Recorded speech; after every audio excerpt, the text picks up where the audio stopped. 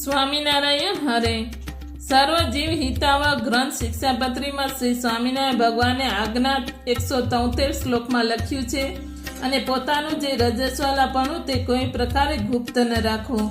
વળી આગળ આજ્ઞા 174 શ્લોકમાં પણ જણાવી છે અને રજસ્વલા એવી જે સુવાસિની અને વિધવા સ્ત્રીઓ તે 3 દિવસ સુધી કોઈ મનુષ્યને તથા વસ્ત્રાદિકને અડે નહીં અને ચોથે દિવસે નાઈને અડવું. આમ ગૃહાશ્રમી સ્ત્રીઓનો આ વિશેષ ધર્મ દર્શાવ્યો છે અને તે ધર્મ આચાર્ય પત્નીએ પણ પાળવા જણાવેલું છે, કારણ કે તે ગૃહસ્થ છે. કોઈ પણ કન્યા કિશોરી અવસ્થા પૂર્ણ કરે એટલે તેણી ઋતુકાળમાં પ્રવેશ કરે છે, જેને આપણે ત્યાં રજો દર્શન રજસ્વલાપણું છેટે છે, ટાઈમમાં છે, અડાયેલી છે, માસિક ધર્મમાં છે, એમસીમાં છે એમ કહે છે.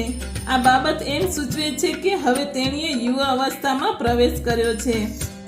માનવ દેહની રચના અનુસાર આ એક સ્ત્રીમાં પ્રતિમા થતી કુદરતી પ્રક્રિયા છે, જેને છાની ગુપ્ત ન રાખવી તેમ સ્ત્રીઓને આજ્ઞા કરેલી છે. કારણ કે રજસ્વલાપણું ગુપ્ત ન રાખવાથી તેણીના સગા સંબંધીઓને જાણ થાય છે કે પર પુરુષ થકી આવતી ગર્ભધારણની શંકા દૂર થઈ જાય છે. વિશ્વના તમામ ધર્મ સંપ્રદાયો માસિક ધર્મના નીતિ નિયમોનું પાલન કરવા જણાવે છે અને તે પાળવાથી સ્ત્રીઓનો સતી ધર્મ જળવાય છે.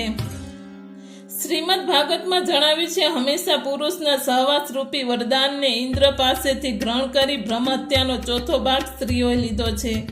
તે ચોથો ભાગ પ્રતિમાસ રજો દર્શન રૂપે દેખાય છે. આ દિવસો દરમિયાન સ્ત્રીઓને મનુષ્યનો સ્પર્શ કરવો જોઈએ નહીં. વસ્ત્ર અને માટીના વાસણોને પણ સ્પર્શ ન કરવો જોઈએ. 3 દિવસ સુધી આ નિયમોનું પાલન કર્યા બાદ ચોથા દિવસે પોતે પહેરેલા વસ્ત્રો ધોઈ માથાના વાળ ધોઈને સ્નાન કર્યા બાદ જ માનવ સ્પર્શ કે ઘરની ચીજવસ્તુઓનો સ્પર્શ કરવાનું ધર્મશાસ્ત્રો કહે છે. રજસ્વાલા સ્ત્રીને પહેલે દિવસે ચંડાલી, બીજે દિવસે બ્રહ્મઘાતિની અને ત્રીજે દિવસે ધોબણ જેવી કહેલી છે અને ચોથે દિવસે સ્નાન કર્યા પછી શુદ્ધ થાય છે એમ ભવિષ્યોત્તર પુરાણ જણાવે છે.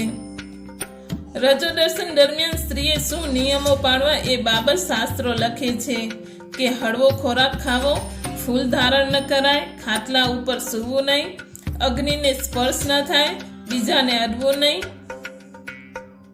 અભયંગ સ્નાન ન કરવું, મુસાફરી ન કરવી, પાન ખવાય નહીં, દિવસની નિંદ્રાનો ત્યાગ કરવો, ગાયન વાદન ન કરવું, રડવું હાસ્યનો ત્યાગ કરવો, શરીરને માલિશ ન કરાય, બહુ બોલવું નહીં, બહુ સાંભળવું નહીં, પતિ સંગથી દૂર રહેવું, દેવ પૂજા ન થાય.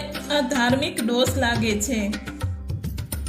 પરિવારના સભ્યોની શારીરિક સુખાકારી માટે રજસ્વલા સ્ત્રીએ 3 દિવસ સુધી ઘર પરિવારની કામકાજ પ્રવૃત્તિઓથી દૂર રહેવું જોઈએ. તબીબ વિજ્ઞાન એમ કહે છે કે રજો દર્શન સમય સ્ત્રીના શરીરમાંથી લોહી વહી જવાથી તેણીનું શરીર નબળું પડે છે. તેથી તેને આ સમય સખ્ત આરામની જરૂર પડે છે. તેથી તેણીએ ઘરના કામકાજ ન કરવા જોઈએ. રજો દર્શન દરમિયાન સ્ત્રીના દેહમાં નાડીઓનું શુદ્ધિકરણ થતું હોય છે. તેથી તે સમયે તેણીને સ્પર્શ કરવાથી તેણીના દેહ અંદરના દોષોની અસર સ્પર્શ કરનારને લાગે છે, જેને સૂક્ષ્મ પ્રભાવ કહેવામાં આવે છે. માટે સાવધાની રાખવી સારી. વિજ્ઞાને સાબિત કર્યું છે કે રજસ્વલા સ્ત્રીને સ્પર્શની અસર માનવ, પ્રાણી, વનસ્પતિ ઉપર અચૂક થાય જ છે. દાખલા તરીકે રજસ્વલા સ્ત્રી જો તુલસીના છોડને 2-3 વખત સ્પર્શ કરે તો તે છોડ થોડા દિવસોમાં કરમાઈ જાય છે. આ બધું જાણ્યા પછી આપણે આ તારણ કાઢવું જોઈએ કે જેમણે ધર્મ અધ્યાત્મના માર્ગે પ્રગતિ સાધવી છે તથા સુખી સમૃદ્ધ થવું છે તેમણે આ બધા જ નિયમોનું અચૂક પાલન કરવું જોઈએ. પણ આજે સમય એવો આવ્યો છે કે અમે ભણેલા છીએ, વિકસિત છીએ, તે બાના આગળ ધરીને મહિલાઓને રજો દર્શનના નિયમોનું પાલન કરતા અટકાવવામાં આવે છે કે મતલબ કે સગવડિયો ધર્મ પાળે છે તે ચાલે નહીં. મહિલાઓએ પણ રજો દર્શન સમયે પોતાની માતા, દાદી, ભાભી, દેરાણી, જેઠાણી, ફોઈ કે બહેનપણી વગેરેના અનુભવોમાંથી બોધપાઠ લઈને તેમની સલાહ મુજબ વર્તવું જોઈએ. રજો દર્શનની સ્થિતિને પાછી ઠેલવા જાત જાતના અખતરા કરાય છે, જે ઉચિત નથી. રજો દર્શનના કુદરતે ગોઠવેલા સમયચક્રમાં ગાબડા પાડવામાં આવે તો દુઃખ આવે છે. ટૂંકમાં જે નારીએ સુખી થવું હોય તેણે શાસ્ત્ર કથિત નિયમો, ડોક્ટરોની સૂચનાઓનો અમલ રજોદર્શન સમયે કરવો જોઈએ, તે પણ કોઈના દબાણ સિવાય. સહજાનંદ સ્વામી મહારાજની જય.